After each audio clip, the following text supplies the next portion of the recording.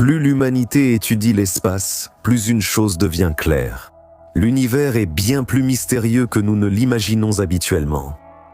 Nous envoyons des sondes vers des planètes lointaines, nous observons les confins du système solaire et nous essayons de comprendre les lois qui régissent l'existence de l'espace. Mais presque chaque nouvelle découverte soulève encore plus de questions. Pourquoi certaines planètes ont-elles un comportement si étrange? Que se cache-t-il dans les coins les plus reculés de notre système? Et quels secrets se cachent dans les profondeurs de l'espace, là où l'homme ne peut pas encore aller? Plus je crée de vidéos sur les thèmes spatiaux, plus je suis frappé par la complexité et le mystère des lois de l'univers. Répondez à une question simple. Peut-on voir au-delà de l'horizon? Bien sûr, il suffit d'avancer un peu et nous verrons ce qui se cache derrière. Et sur la planète du Petit Prince, c'est encore plus facile à faire. Si on le souhaite, sur l'astéroïde B612, on peut observer plusieurs dizaines de couchers de soleil par jour. Pour cela, il suffit simplement de déplacer sa chaise plus près de l'horizon. Mais le phénomène dont nous allons parler maintenant ne fait pas partie des obstacles faciles à surmonter. En fait, il est impossible de le surmonter. Nous allons parler de l'horizon des événements d'un trou noir. À suivre. Commençons par la terminologie. Qu'est-ce que l'horizon des événements?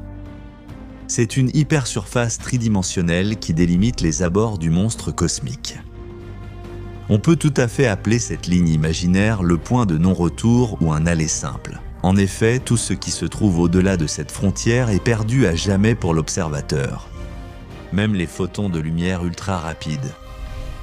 Un objet ou un être vivant qui tombe dans ce gouffre infernal finira tôt ou tard par atteindre le point de singularité au centre même du trou noir. Mais il est fort probable que l'objet n'arrivera pas intact à sa destination finale. Auparavant, il sera déchiré par une force gravitationnelle incroyable, sans équivalent nulle part ailleurs dans l'univers. Pourquoi pensons-nous qu'il y a une singularité? Après tout, on ne sait pas exactement ce qu'il y a à l'intérieur d'un trou noir. La nature garde ces informations secrètes, protégées par des barrières inexorables. L'humanité fait des suppositions qui pourraient être vérifiées par un voyage au-delà de l'horizon des événements, puis de retour. Est-ce possible? Pour commencer, découvrons d'où viennent les trous noirs. Les astrophysiciens le savent avec certitude. Les étoiles massives, qui ont une vie trop brève à l'échelle cosmique, finissent par se transformer en ces formations massives. Quels astres peuvent réellement prétendre à ce titre? Des astres qui brûlent leur carburant en quelques dizaines de millions d'années et non pendant des milliards d'années et qui réunissent en eux plusieurs centaines de masses solaires. Lorsque les réserves d'hydrogène arrivent à leur fin, des mégatonnes de matière stellaire s'effondrent instantanément sous l'effet d'une gravité infernale. En brûlant comme des torches, les étoiles produisent des éclairs inimaginables et se contractent à tel point que les particules qui composaient les anciens astres s'enchevêtrent littéralement les unes dans les autres. Certaines d'entre elles deviennent des étoiles à neutrons. Mais les objets particulièrement denses et massifs se transforment en monstres invisibles de l'univers. Ils sont tellement massifs qu'ils s'effondrent littéralement à travers le tissu de l'espace, créant un creux ou un entonnoir. En théorie, tout corps peut devenir un trou noir, même le Soleil ou la Terre. Par exemple, pour que notre planète se transforme en un aimant invisible, son rayon, tout en gardant le même poids, devrait être d'1 centimètre. Et pour le Soleil, cette valeur est de 3 km. La compression critique d'un corps s'appelle le rayon de Schwarzschild. Et maintenant, revenons à la question posée au début de la vidéo. Demandons-nous encore une fois, est-il possible d'échapper à l'étreinte inhospitalière des trous noirs? La physique reste inflexible sur ce point. Pour s'échapper d'un corps quelconque, il faut atteindre la vitesse de libération. C'est 11 km par seconde. Pour le Soleil, c'est 617,7 km par seconde. Pour un trou noir, la vitesse de libération dépasse celle de la lumière. Comme on le sait, cette vitesse est inatteignable. On termine la conversation? Puisqu'il est impossible de quitter l'horizon des événements, il vaut mieux s'en contenter. Nous sommes persévérants, nous allons donc approfondir davantage. Et si nous essayons d'attacher un objet avec un câble incroyablement solide relié au vaisseau et descendre cet objet dans l'obscurité du trou noir? Ou utiliser un ascenseur pour cela? Peut-on ramener l'objet comme on remonte un plomb de sonde des profondeurs de l'océan? On pourrait penser, qu'y a-t-il de si compliqué? Il va plonger, explorer les vastes étendues du piège cosmique et enfin satisfaire la vive curiosité de l'humanité. Je suis obligé de vous décevoir, mais pas dans cet univers. Ce scénario est le plus probable. Dans une situation semblable, une spaghettification progressive et une absorption dans l'obscurité du trou affectent à la fois l'objet relié au câble et le vaisseau. Et tout cela se précipitera inévitablement vers le sein des saints, la région de la singularité, le point de départ et de fin de tout. Ici, la taille du gouffre importe peu. Le principe de non-retour s'applique à tous les types de trous noirs. Et que se passerait-il si une personne, se tenant juste au bord de l'horizon des événements, essayait de plonger seulement sa main ou sa jambe dans l'abîme du terrible gouffre? On pourrait la retirer tout de suite, non? En aucun cas. Comme il a déjà été dit, tout ce qui tombe entre les griffes du trou ne revient jamais. Il ne reste plus qu'à espérer la clémence de l'astronaute à proximité qui coupera le membre de l'audacieux avant qu'il ne soit complètement aspiré. Et qu'en est-il de l'affirmation optimiste de Stephen Hawking, qui exhortait à ne pas abandonner, affirmant qu'il existe une issue même à ce cercueil cosmique? Il existe. En réalité, pas vraiment comme on l'aurait souhaité. Le fait qui réconfortera un peu le voyageur plongé dans un trou noir, c'est qu'il n'est pas éternel. Merci à la physique quantique. La durée de vie de l'information mortelle est immense. Mais tout finit par se terminer un jour. Cependant, il faut tenir compte du fait que l'horizon des événements existera jusqu'aux toutes dernières millisecondes de la vie du trou noir, jusqu'au moment où sa masse deviendra nulle. Et c'est là que viendra la libération. Stephen Hawking affirmait que lors des dernières heures de la désintégration finale d'un trou noir, le puits se débarrasse des informations superflues. Il recrache des joules sous forme de rayonnement et la puissance du cri d'agonie de ce monstre cosmique peut atteindre 5 millions de mégatonnes en équivalent TNT. Les informations que le trou noir émettra à ce moment-là incluent également celles concernant les objets qui ont un jour été engloutis par le monstre. C'est comparable aux urnes d'un columbarium. Les cendres gardent des fragments d'informations sur la personne incinérée, mais sont désormais inutiles. Cependant, d'un point de vue physique, cette explication extravagante résout le paradoxe de la transformation de l'énergie et de son immortalité. C'est dommage que personne ne puisse admirer de tels événements, car alors il n'y aura déjà plus une seule étoile ni aucune autre source de lumière dans l'univers. Si, au moment de la mort du dernier trou noir, l'un d'entre nous pouvait voir cela, le spectacle serait stupéfiant. Au milieu des ténèbres et du vide absolu qui dure 10 puissance 100 ans, il y aurait soudain un éclair éblouissant, le dernier rayon de lumière dans le cosmos. Et alors, l'explosion silencieuse du piège noir libérera enfin ceux qui, autrefois, sont imprudemment tombés dans ses filets. Ainsi, il existe tout de même une issue pour sortir de l'emprise d'un trou noir, mais cette information a peu d'utilité pratique pour nous. Même si cela donne matière à des images frappantes. La conclusion est évidente. Tant que l'humanité ne s'est pas armée de connaissances suffisantes et n'a pas perfectionné ses technologies, il vaut mieux ne pas s'approcher des trous noirs, mais admirer ces objets effrayants de loin, à travers les oculaires des télescopes. La planète Terre appartient à la cohorte des corps célestes qui gravitent autour de leur étoile mère. Les frères et sœurs de cette famille cosmique sont si différents les uns des autres qu'on peut sérieusement douter de leur parenté proche. Jugez-en par vous-même, il est difficile de trouver une ressemblance entre l'immense Jupiter gazeuse et la brûlante Mercure, ou entre la Terre accueillante et la Vénus toxique.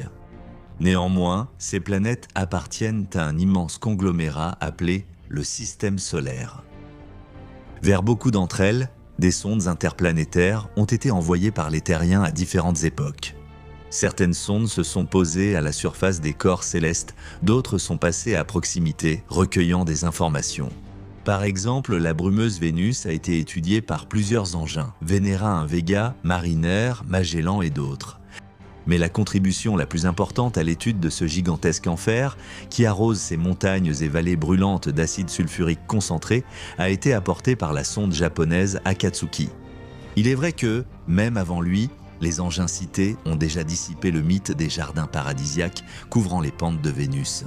Mais la sonde automatique de l'agence japonaise d'exploration aérospatiale a révolutionné la vision de l'humanité sur ce monde infernal et totalement mort en l'observant de plus près. Mais le lancement du projet conçu par le pays du soleil levant n'a pas été des plus faciles. Au début, la mission a rencontré une série de problèmes qui ont entraîné un retard de 5 ans dans sa mise en œuvre. Depuis le cosmodrome de Tanegashima, l'appareil a été lancé en mai 2010, mais il n'est entré en orbite autour de Vénus qu'en 2015. Malgré cela, Akatsuki a transmis à la Terre de nombreuses photos précieuses et des données scientifiques importantes. Celles-ci ont considérablement précisé notre compréhension de cette planète mystérieuse et étrange. Pendant un certain temps, l'appareil est devenu le seul satellite artificiel de Vénus. En effet, comme on le sait, ce corps céleste ne s'est jamais doté de compagnons naturels. Pourquoi la sonde n'a-t-elle pas atterri sur la planète? Ici, tout est simple. Les conditions y sont si défavorables que les scientifiques ne sont pas encore capables de construire un rover suffisamment résistant, capable au moins de traverser son atmosphère suffocante, sans même parler de se déplacer sur Vénus, qui brûle et détruit tout objet tombant dans cet étau terrifiant. Que peut-on dire sur Akatsuki lui-même? Il s'agit d'un appareil pesant, 640 kg, dont 34 kg représentent la charge utile. La sonde est équipée de panneaux solaires qui l'alimentent en énergie. Et les yeux de IMS sont les caméras IR1 et IR2. Il y a aussi 3 instruments, un détecteur d'éclairs, un capteur à ondes longues et un capteur ultraviolet. Les 2 premiers, en décembre 2016, ont soudainement commencé à consommer une quantité d'énergie accrue, ce qui a beaucoup intrigué les cybernéticiens japonais. Les scientifiques n'ont pas pu comprendre pendant longtemps la cause de cette hausse soudaine et ont finalement été obligés de désactiver les caméras. Avec le temps, tout est devenu clair. Le facteur qui nuisait au fonctionnement des appareils s'est avéré tout à fait banal. La sonde a été exposée à un puissant rayonnement cosmique, ce qui a endommagé une partie de son matériel interne. Tout ce parcours difficile d'Akatsuki sur la voie du samouraï a-t-il été vain? Les 210 millions de dollars investis dans la mission ont-ils été gaspillés? Les années d'exploration planétaire ont démontré que non. Tous les efforts déployés avaient du sens. Avant tout, la cible principale de la sonde était l'atmosphère vénusienne, épaisse de plusieurs kilomètres. Mais d'abord, posons-nous la question, qu'avions-nous appris sur Vénus après des décennies de recherches minutieuses à distance? Nous savons que la planète est beaucoup plus proche du Soleil que la Terre. À une distance de 108 millions de kilomètres, la taille de Vénus est très similaire à celle de la Terre et son année dure presque 225 jours. La planète tourne dans le sens opposé, ce qui en fait une exception remarquable aux règles cosmiques. Comme déjà mentionné, lors de la mission, les astronomes s'intéressaient surtout à l'atmosphère de Vénus. C'est l'atmosphère la plus dense parmi celles qui enveloppent les autres corps célestes du système solaire. C'est précisément à cause de cela que la pression sur la planète est 92 fois supérieure à celle de la Terre. La sonde Akatsuki, en orbite autour de Vénus, a pour la première fois capturé la couche atmosphérique de la planète dans les gammes ultraviolet et infrarouge, examinant en détail la structure des nuages. Sur la photo du côté nocturne de Vénus, on peut voir les ondes réfléchies, les ondes provenant des nuages situés à environ 55 km de la surface de la planète. Là où l'on observe des zones sombres, la couche atmosphérique est la plus dense. Sur la photo suivante, réalisée dans le spectre ultraviolet, on peut voir des nuages de soufre qui tombent sur la surface de Vénus sous forme de pluie mortelle. Nous sommes habitués au doux bruit de la pluie sur les fenêtres et les toits. Sur Vénus, il faudra oublier cela. Ici, une goutte de dioxyde de soufre, combinée à la vapeur d'eau à la suite de multiples impacts contre les rochers, ne peut probablement produire qu'un sifflement malveillant. Si l'on ajoute à cela l'odeur âcre du sulfure d'hydrogène, le tableau devient franchement répugnant. Malheureusement, les nuages impénétrables d'acide sulfurique ne permettent pas de voir ce qui se trouve en dessous. L'atmosphère de Vénus n'est pas seulement incroyablement chaude. Près de la surface, sa température atteint plus 4 degrés. Et elle est assez turbulente.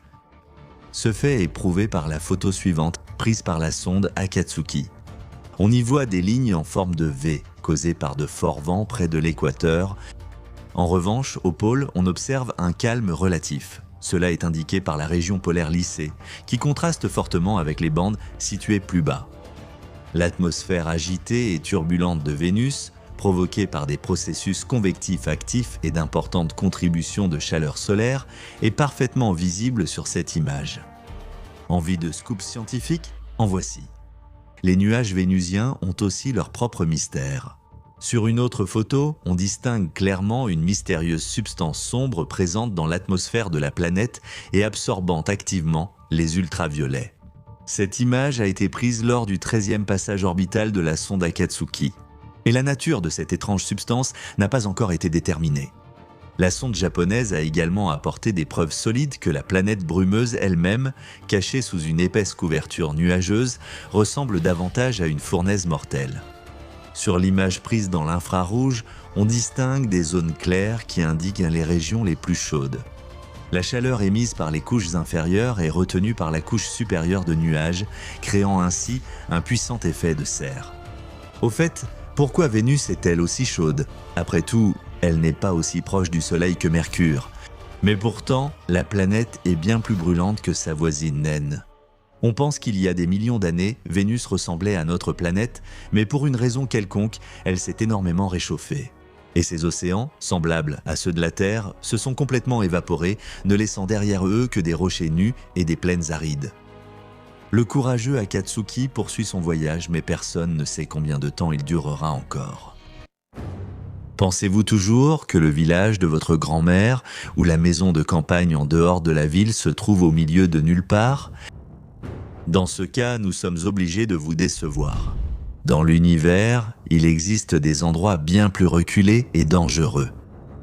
Même le désert chilien d'Atacama, stérile, avec ses écarts de température extrêmes et son absence totale de précipitations, ne peut rivaliser avec de tels endroits. Ni la station isolée Vostok en Antarctique, où les températures atteignent un minimum critique de -89 degrés Celsius, ni la fosse des Mariannes dans l'océan Pacifique, où la pression est 1000 fois supérieure à celle de la surface de la Terre. Préparez-vous pour le voyage vidéo le plus incroyable au monde, vos souhaits sont des ordres en route vers la planète Pluton. Pour atteindre cet endroit incroyablement éloigné, il faudra au moins 9 ans, en incluant les manœuvres gravitationnelles pour... Vous voulez en parler? Pas de problème. L'objet transneptunien le plus célèbre du système solaire vous attend avec impatience. Puisque Pluton se trouve à 7,4 milliards de kilomètres de la Terre à son point le plus éloigné de son orbite, il est très difficile de voir ce monde clairement. La seule sonde qui s'est approchée de Pluton est la sonde New Horizons. Lancée en 2006, elle s'est approchée de l'objet et de ses satellites en 2015 et a immédiatement commencé à recueillir activement des informations et à photographier la planète. Grâce à New Horizons, les frontières de nos connaissances sur ce corps céleste relégué aux confins du système solaire se sont considérablement élargies, bien que les observations rapprochées de la planète n'aient duré que 9 jours. En raison de l'éloignement de Pluton, nous en savions si peu que pratiquement toutes les informations provenant de New Horizons suscitaient un véritable étonnement. Dans les anciens livres d'astronomie, la planète était mentionnée brièvement. Pluton est un objet 3 fois plus petit que notre Lune, ressemblant à un morceau d'iceberg perdu dans l'espace. Voilà, c'est à peu près tout. Aujourd'hui, la situation a radicalement changé. Les principaux objectifs de la sonde étaient les suivants. La cartographie du terrain, l'étude de l'atmosphère planétaire et l'élaboration de tableaux de température. Et il a parfaitement rempli toutes ses missions, car il était entièrement équipé de dispositifs utiles. La même quantité d'informations, par exemple sur Mars, devait être recueillie au cours de 5 missions. Ainsi, pour que nous puissions voir cela, il fallait s'approcher de Pluton et atterrir à sa surface.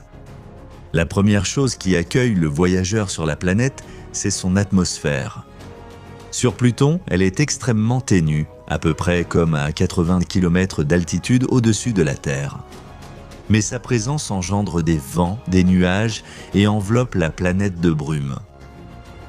L'atmosphère est principalement composée d'azote, de méthane et de monoxyde de carbone. Mais la sonde a également ajouté à cette liste des nitrates et des bicarbonates. Malheureusement, au moment de l'organisation de la prochaine expédition, il se peut qu'il ne reste plus de couches atmosphériques sur Pluton. Elles s'échappent inexorablement dans l'espace. Mais pour l'instant, on peut observer des levées et couchers de soleil incroyables, qui rappellent vaguement ceux de la Terre. Regardez et souvenez-vous de la façon dont la sonde New Horizons a vu la planète naine. En descendant à la surface de Pluton, le touriste spatial ne ressentira presque pas la gravité. Cet objet a une masse 6 fois moindre que la Lune. Et en termes de volume, la planète est à peine plus grande que le territoire de la Fédération de Russie. La sonde New Horizons a déterminé avec précision le diamètre de l'astre, 2376,6 km. La pression ici était minimale et n'est que de 1 pascal. Mais pour le voyageur, il existe un gros problème, un froid extrême, proche du zéro absolu. À la surface de Pluton, la température atteint moins 223 degrés Celsius. On peut se réchauffer un peu dans l'atmosphère. Là-bas, il fait 40 degrés de plus grâce à un faible effet de serre. La découverte la plus importante de la mission est l'activité tectonique de Pluton. Comme il est actuellement impossible de ramener un échantillon de sol planétaire sur Terre, les scientifiques doivent simplement compter les cratères. Plus il y en a, plus la surface est ancienne. Cet effet peut être comparé à une feuille de papier laissée sous la pluie. Plus il reste longtemps là, plus il recevra de gouttes. La majeure partie de Pluton est cratérisée, mais il existe de vastes régions presque dépourvues de cicatrices laissées par les météorites. Ce fait indique que les glaciers de la planète se renouvellent activement. Et quel est le relief de cet astre gelé ? Les touristes seront impressionnés par 2 sites de Pluton, la région de Tombaugh et la plaine de Spoutnik. Une sonde terrestre les a découverts et examinés en détail pour la première fois en 2015. La première région ressemble à un immense cœur d'environ 2300 km. Elle a été nommée en l'honneur de Clyde Tombaugh, le découvreur de Pluton, dont les cendres, entre autres, se trouvent à bord de New Horizons. Sur le territoire de cette étrange région règne un paysage de glace d'azote figé, entrecoupé de chaînes de montagnes atteignant jusqu'à 3,5 km de hauteur. La plaine de Spoutnik est un autre objet étonnant, représentant une vallée de 1500 km de diamètre. La sonde l'a vue silencieuse, d'un blanc immaculé, sans aucun cratère, recouverte d'un glacier d'azote et de méthane relativement jeune et de sillons d'origine inconnue. Les instruments de la station interplanétaire ont déterminé que la plaine avait environ 100 millions d'années, alors que la planète elle-même en a plus de 4 milliards. Quelles autres particularités méritent l'attention sur Pluton ? Tout d'abord, c'est la glace qui recouvre la planète. Ici, il se trouve dans 5 états d'agrégation, dont l'obtention sur Terre n'est possible que dans des conditions artificielles. Par exemple, la glace de la deuxième modification apparaît à des températures allant de moins 63 à moins 83 degrés Celsius, combinées à une pression de 300 mégapascales. Et lorsqu'il est chauffé jusqu'à moins 23 degrés Celsius, tout en maintenant la même pression, il se transforme en une glace exceptionnellement dense, appelée glace de type 3. Si l'on augmente la pression à 500 mégapascales et que l'on élève la température de 3 degrés supplémentaires, on obtient une glace solide comme le diamant, de la 5e catégorie, qui ne fond qu'à partir de 50 degrés Celsius et au-delà. Ainsi, sur Pluton, toutes les 5 modifications anormales, de notre point de vue, sont présentes. À partir de ce matériau naturel solide, qui n'a pas d'équivalent sur Terre, sont constituées ici les dunes, les falaises et de vastes champs parsemés de cristaux de glace atteignant une hauteur d'un demi-kilomètre. Parfois, la glace dégèle et commence instantanément à s'évaporer en sautant l'étape liquide. Les astronomes supposent qu'en ce moment, Pluton subit des changements climatiques, tout comme la Terre il y a des millions d'années. Si la sonde New Horizons survolait une ville de notre planète à la même distance, elle pourrait non seulement établir des cartes topographiques détaillées, mais aussi littéralement compter les maisons. C'est pourquoi les recherches et les photos obtenues à l'aide de télescopes sont extrêmement peu fiables. À travers les yeux d'une sonde interplanétaire, nous verrons, mais il reste un sentiment d'inachevé. C'est pourquoi, alors que l'appareil, après avoir dépassé Ultima Thule, s'enfonce dans la ceinture de Kuiper, des missions encore plus perfectionnées sont organisées vers Pluton. On pourrait penser que l'histoire des planètes du système solaire est déjà bien connue et que nous n'y découvrirons rien de nouveau. Le dernier scandale a été l'exclusion de Pluton de la liste des planètes principales. Ensuite, il y a eu un calme relatif. Cependant, en 2016, les scientifiques ont remarqué que quelque chose d'inhabituel se passait au-delà de l'orbite de Neptune. Là-bas, à la frontière du système solaire, d'énormes masses d'objets glacés se déplacent sur des orbites spécifiques. Ce qui était étrange, c'est que ces objets semblaient être influencés par les forces d'un corps extérieur, mais aucune des planètes connues de notre système solaire ne pouvait agir sur ces objets. Cela a conduit les scientifiques à faire une hypothèse. Quelque part là-bas, une autre planète nous échappe. Le système solaire. Ils l'ont appelée la planète 9, mais à quoi ressemble-t-elle ? On suppose que la masse de cette mystérieuse planète pourrait être 10 fois supérieure à celle de la Terre, et elle se trouve à une distance de 400 à 800 unités astronomiques du Soleil. Concernant l'origine de la planète 9, les versions diffèrent beaucoup. Certains affirment qu'elle s'est formée de la même manière que les autres planètes du système solaire, c'est-à-dire à partir d'un seul disque de gaz et de poussière. D'autres pensent que la planète 9 est si éloignée des autres planètes parce qu'elle est sous l'influence de la puissante gravité du Soleil. Les scientifiques ont cherché pendant des années une preuve de l'existence de cette planète étonnante. Ils ont utilisé non seulement les télescopes les plus récents, mais aussi différentes formules mathématiques ainsi que des simulations sur ordinateur. Et cela a finalement porté ses fruits. Nous devons comprendre pourquoi il est si difficile de détecter une planète qui se trouve à l'intérieur du système solaire. Et cela alors que nous explorons déjà les recoins les plus éloignés de l'espace. Mais d'abord, voyons quelles informations les scientifiques ont pu recueillir sur la planète 9. Et voici le premier rebondissement inattendu. En réalité, on a commencé à parler de la planète 9 dès 1781 précisément au moment de la découverte d'Uranus. Avec le temps, les scientifiques ont remarqué une chose étrange. Uranus ne se déplaçait pas sur son orbite comme il aurait dû selon les calculs. De plus, la vitesse n'était pas constante. Par moments, elle diminuait puis augmentait. Cela a permis de supposer qu'Uranus était sous l'influence d'un objet inconnu. Des progrès sur cette question ont eu lieu dans les années 1840. C'est alors qu'on a émis l'hypothèse qu'Uranus pouvait être soumis à l'influence gravitationnelle d'une planète inconnue.